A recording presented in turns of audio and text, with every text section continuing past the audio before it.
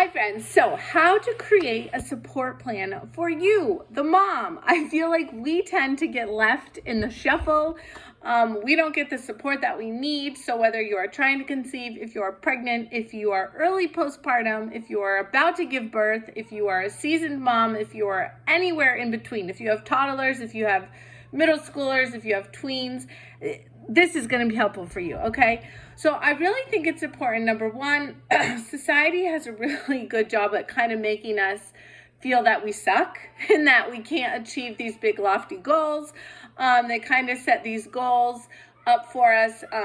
We're inundated with diets and the bounce back culture, and that we're never doing enough, and that we have to restrict, and that we have to diet, and we have to go to the gym, and we have to do this, and we have to do that, and we have to do this, and this, right? Okay, and we kind of just crumble and fall apart. So my goal is to help you understand how simple it truly can be in creating a support plan for yourself. So regardless of what your goal may be, I'm going to give you some tips and tricks to put that into your life. Because one, everybody's life is different. Everybody has different seasons of life. When we have newborns and toddlers, we are in a very busy season of life. And things kind of shift and change, but there's events that take place, depending where you live, who you care for, aging parents, your husband's career, whatever. We go through all of these different stages. So I really want to share this with you. My background is actually in special education. I have my master's.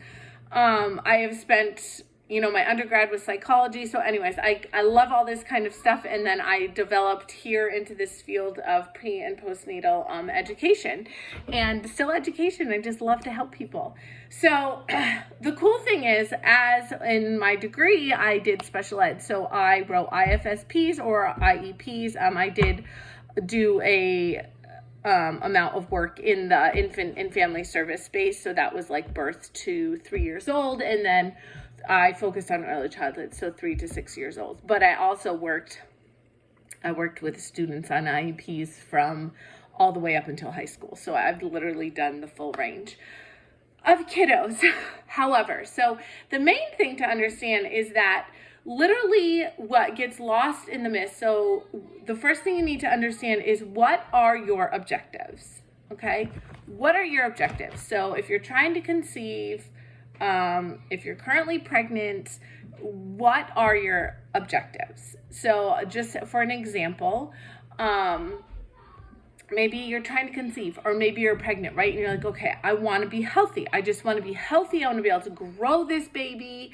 I just want to feel good. I want to make sure I'm doing all the things, right? So that could kind of be your overarching objective. Like, I just want to be healthy for my baby. But that kind of leaves us to the stint, okay, like that's a big lofty goal. So how do we pick those little things? So the first thing you want to do is you need to do some research. So what is that going to look like for you? Does that mean adding in some movement to your day? Most likely, because movement in general is going to support you and your baby, right?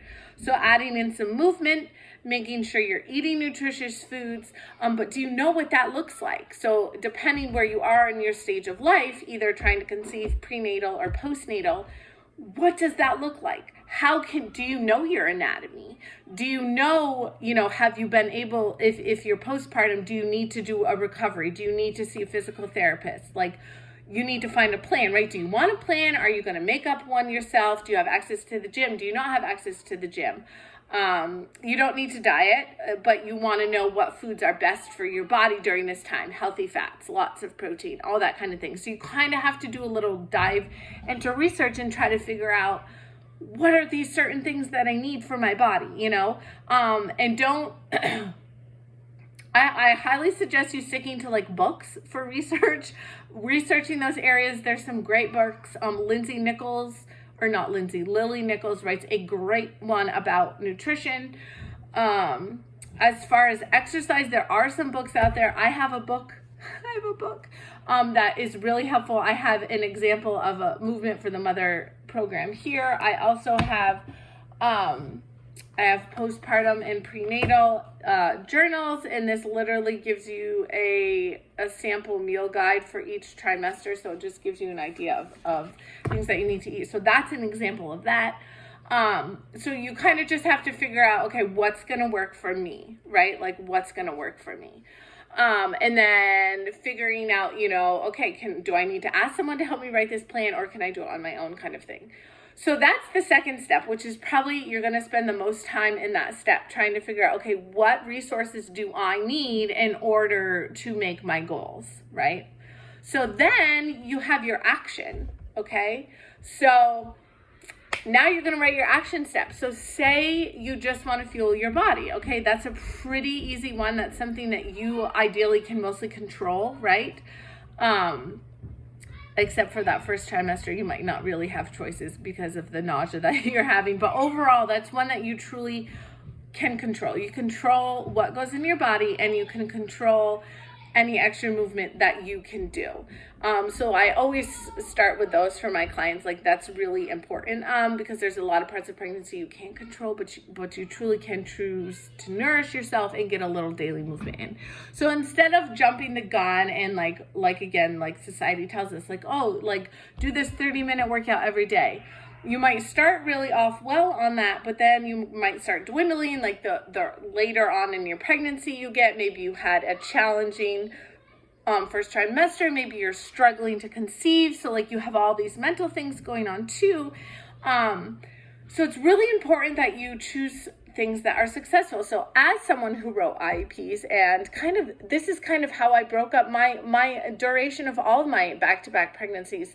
But it's like now that I'm out of that, I can kind of step back and be like, oh, that's what I was doing, right? Because that's just how my brain works. So literally you want to take things in a chunk of, okay, 5 days a week or 7 days a week, okay?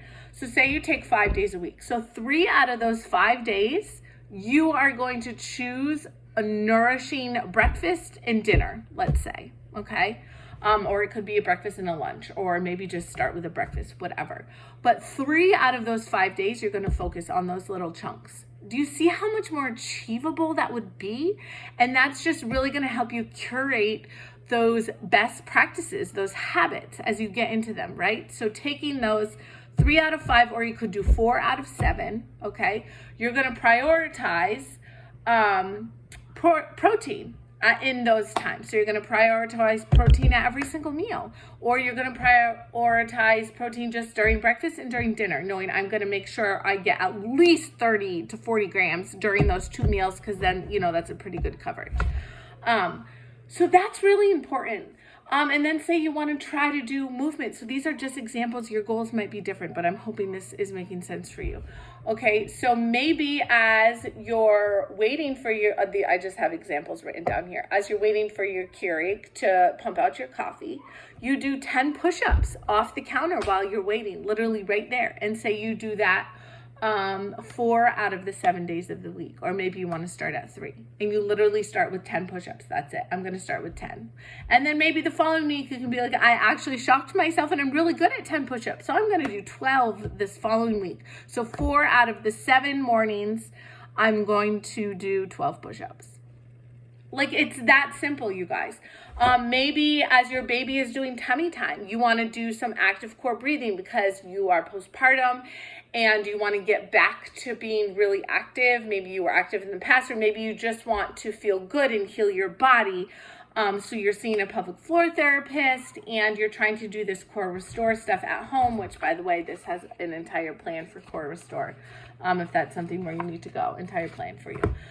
So while baby's doing tummy time, you're going to do your active core breathing 3 out of the 5 days with your baby. You're literally going to take 5 to 10 minutes and do your breathing exercises while your baby's on the floor. Like, he's going to be there anyway, so you can lay down with him and do it right there. But you don't have to do it every day, and you don't need to do 30 to 40 minutes, and you don't need to do this extreme program. Like, it's so simple.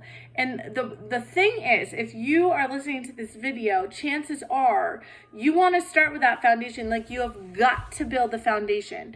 A lot of women, and the main reason why I wrote my book was that 95% of women 95% of people in general do not have their foundational breathing mechanics down, which means once you tie a pregnancy on top of that, your whole body becomes out of alignment and you have all these things going wrong for you.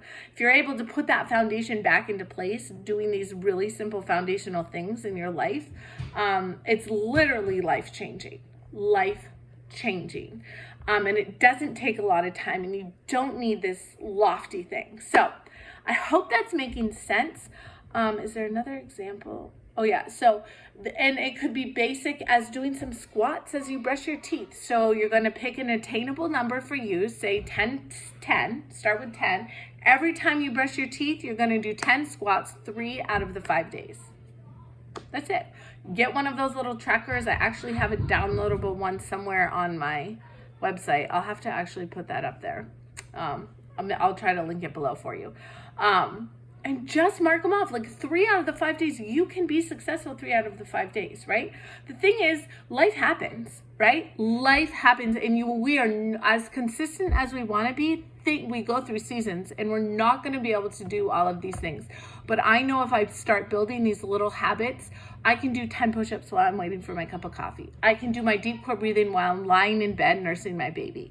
You know, I can do those squats while I'm out pushing my kiddos around the park or around the lawn, or while I'm, you know, after I'm done going to the bathroom. I can take that little bit of time, and that for you is saying, I can be successful. I can do these little things, and I can slowly build myself up little by little until I get to, you know, because that's the thing about life, you guys. We're never going to be here. As a society, we see people here, and we want to go from here, and we want to go to here immediately.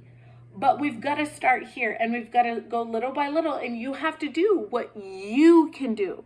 You cannot do what everybody else is doing. You have to focus on where you're at. And that's where it's really important. You get your objectives, jot them all down. What does your research look like? You know, how do your resources, what do you need to achieve those objectives? And then you take action little by little by little.